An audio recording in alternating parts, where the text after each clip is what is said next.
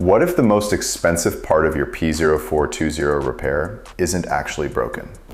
Before you believe the internet's miracle fixes or an expensive repair estimate, there's a lot more to this warning than most people realize. Today we're looking at the 20-minute Japanese catalytic converter method, the engineering behind it, and how to tell whether it's actually worth trying. One day you're driving your Honda like you normally do, and suddenly the check engine light comes on.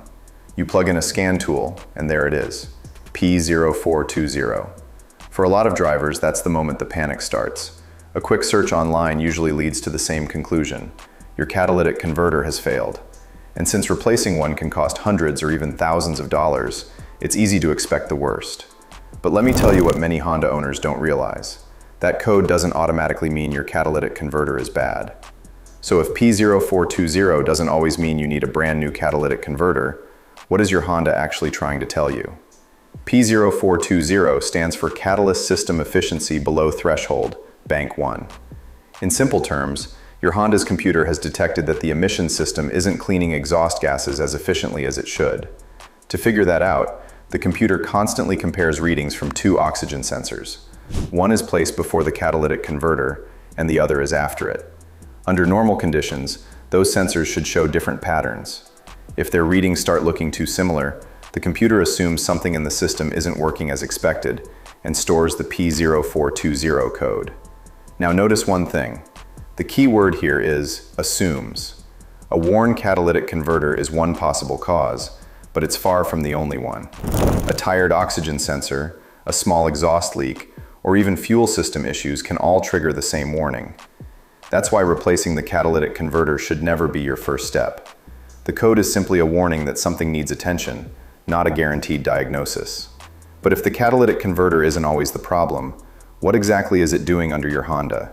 And why does the engine depend on it so much? That's where the real story begins. Think of your catalytic converter as something more than just a filter. It's more like a tiny chemical processing plant built into your Honda's exhaust system. Instead of trapping harmful gases, its job is to turn them into less harmful ones before they leave the tailpipe. Inside the converter is a ceramic honeycomb filled with thousands of tiny passages. This design gives the exhaust gases plenty of surface area to flow across. That honeycomb is coated with microscopic amounts of precious metals, mainly platinum, palladium, and rhodium. These metals don't get used up like fuel. Instead, they act as catalysts, helping chemical reactions happen much more efficiently. As hot exhaust gases pass through the converter, carbon monoxide and unburned fuel are converted into carbon dioxide and water vapor.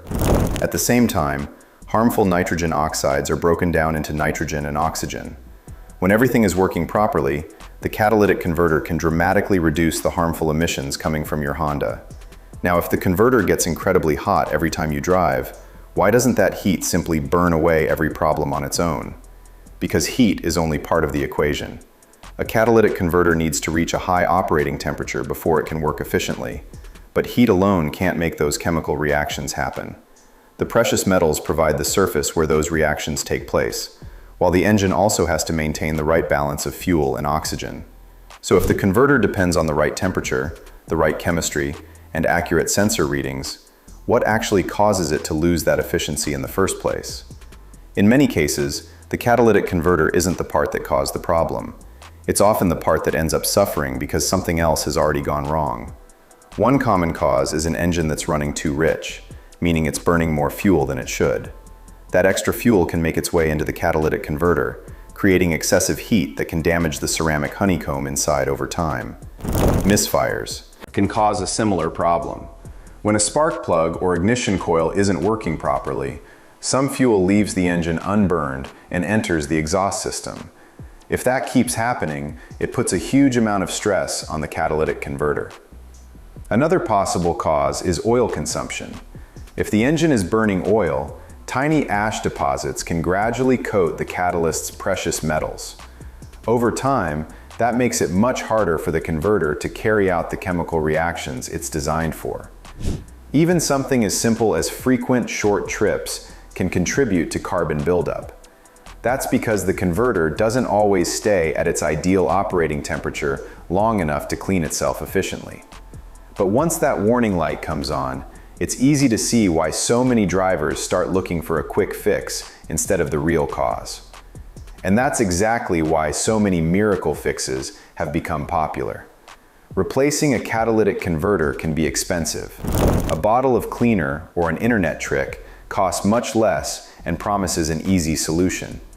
In some situations, those methods might lead to a temporary improvement.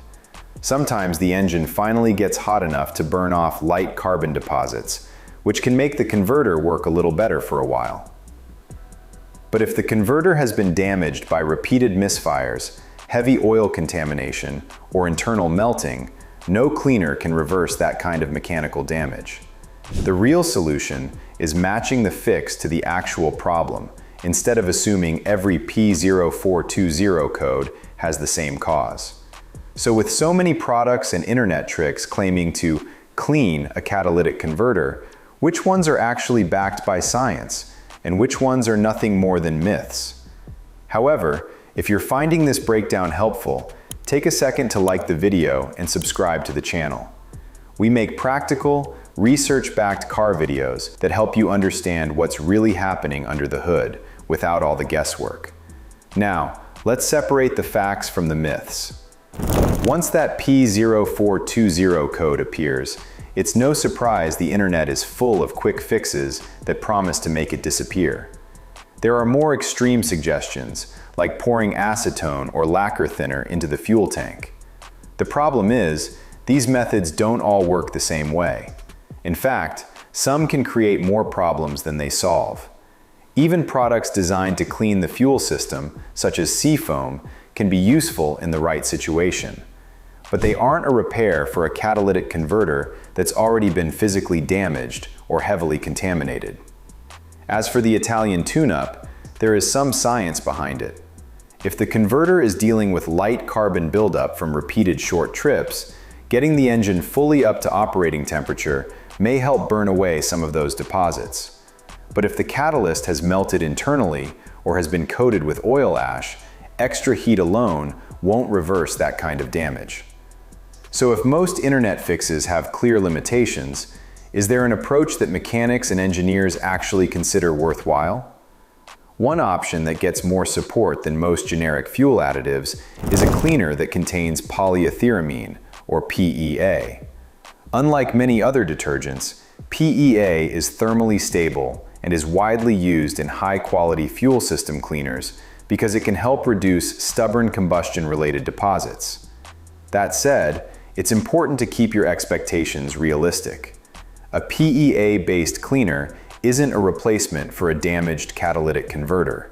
But if the issue is caused by relatively light carbon buildup and the engine is otherwise healthy, it may help improve efficiency in some cases.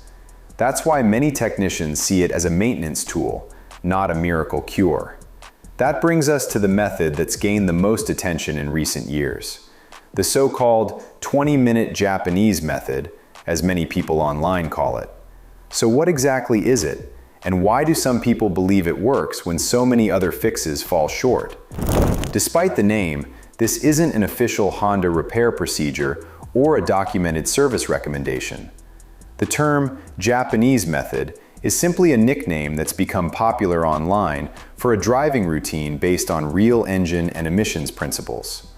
The goal is to keep the catalytic converter at operating temperature long enough that light carbon deposits may burn away, assuming the converter is still mechanically healthy. The process usually starts with a quality PEA-based fuel system cleaner, used according to the product's directions. After that, the vehicle is driven long enough for the engine and exhaust system to reach full operating temperature. In practice, many enthusiasts describe this as roughly 15 to 20 minutes of steady highway driving. The exact time still depends on the vehicle and driving conditions. Instead of doing a few hard bursts of acceleration, the focus is on steady driving that keeps exhaust temperatures consistently high.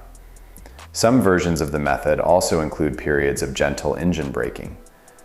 During this time, lifting off the accelerator while the vehicle remains in gear changes exhaust conditions because many modern engines temporarily reduce or stop fuel injection during deceleration.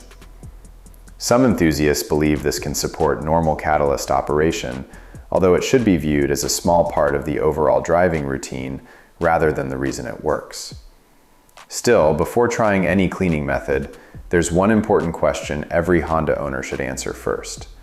How do you know whether your Honda is actually a good candidate for it? Before trying any cleaner or thermal driving method, the smartest thing you can do is spend a few minutes finding out what's really going on with your Honda. A P0420 code is only one piece of the puzzle, and a basic OBD2 scan tool can tell you a lot more. Start by checking for any other trouble codes, not just P0420. If you find misfire codes, fuel mixture codes, or oxygen sensor faults, deal with those first. They could be the real reason your catalyst efficiency is dropped. Next, take a look at the live data. As the engine reaches normal operating temperature, the upstream oxygen sensor should respond quickly as the engine adjusts the air-fuel mixture. The downstream sensor, on the other hand, should stay much more stable if the catalytic converter is working properly. If both sensors start showing very similar patterns over time, it may be a sign that the converter is no longer storing and using oxygen as effectively as it should. It's also worth checking your fuel trim values, since an engine that's running too rich or too lean can overload the converter. While you're at it, inspect the exhaust for leaks before the catalytic converter. Even a small leak can affect oxygen sensor readings and lead to the wrong diagnosis. So when do you stop troubleshooting and accept that replacing the catalytic converter is the only realistic solution? The answer depends on why the P0420 code appeared in the first place. If you've already ruled out oxygen sensor faults, exhaust leaks, fuel mixture problems, and other engine issues, and the converter is still physically damaged or continues failing efficiency tests, replacement is usually the right next step. The biggest takeaway is simple. Just diagnose the problem first, clean only when it makes sense, and replace the catalytic converter only when the evidence points to it. Fixing the root cause first gives the new converter the best chance of lasting as long as it should. The next time that check engine light comes on, you'll know that the smartest repair isn't the quickest one. It's the one based on the real cause of the problem. Now we'd love to hear from you. Have you ever dealt with a P0420 code on your Honda? What ended up fixing it? Let us know in the comments below. And while you're at it, make sure you hit the subscribe button. Your support goes a long way in helping us create interesting content. And if today's video changed the way you think about catalytic converters, wait until you see why Honda's 2027 vehicles are the future of electric cars. Thanks for watching, and see you on the next one.